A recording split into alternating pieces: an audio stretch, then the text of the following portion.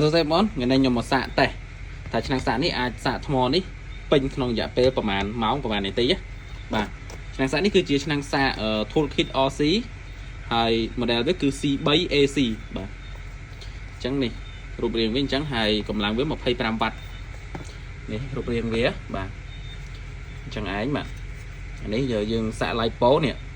ខ្ញុំសាក់ lipo អានេះយើងអាចដូរ mode បាន3 mode បាទប្រភេទ3ប្រភេទថ្ម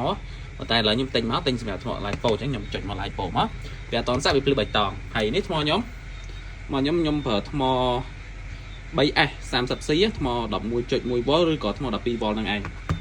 ហ្នឹងអញ្ចឹងឥឡូវភាគរយរបស់វាពេលដែលមិនទាន់សាក់គឺ 10.97V ហើយគិតជាភាគរយគឺសល់ 9% ទេអញ្ចឹងខ្ញុំពិនិត្យ cell ថ្មមួយបាទ 3V65 3V66 3V65 អូខេអញ្ចឹងបុកចូលគ្នាទាំងអស់ពី3 cell ហ្នឹងឯងហើយសល់តែ 9% ទេ volt វាសល់ប៉ុណ្ណេះតែឥឡូវខ្ញុំចាប់ផ្ដើមសាក់សាក់គឺងាយទេអត់មាន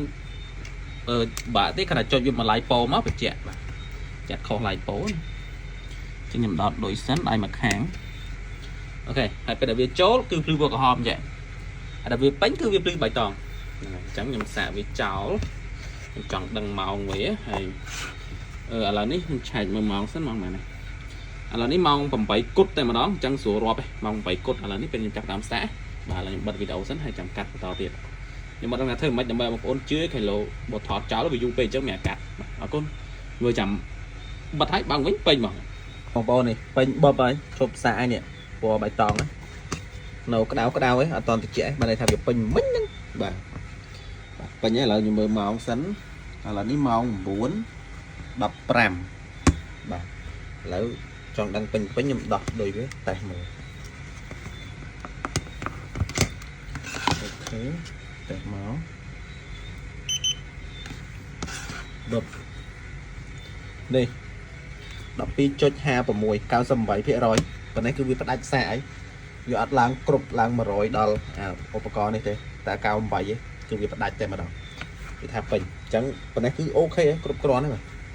យើងចុចមើល cell ថ្ម 4V 18 4V 19 4V 18 9អូល្អបាទគឺ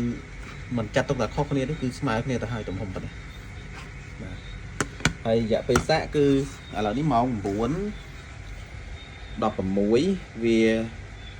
យើងសាក់ចាប់ផ្ដើមម៉ោង 8 អញ្ចឹង1ម៉ោង 15 នាទី1ម៉ោង 15 នាទីចាត់ទុកថាគឺគុណភាពកប់សេរីគឺវាហួសពីការរំពឹងទុករបស់ខ្ញុំទៀតខាងសាក់នេះសាហាវអែមអញ្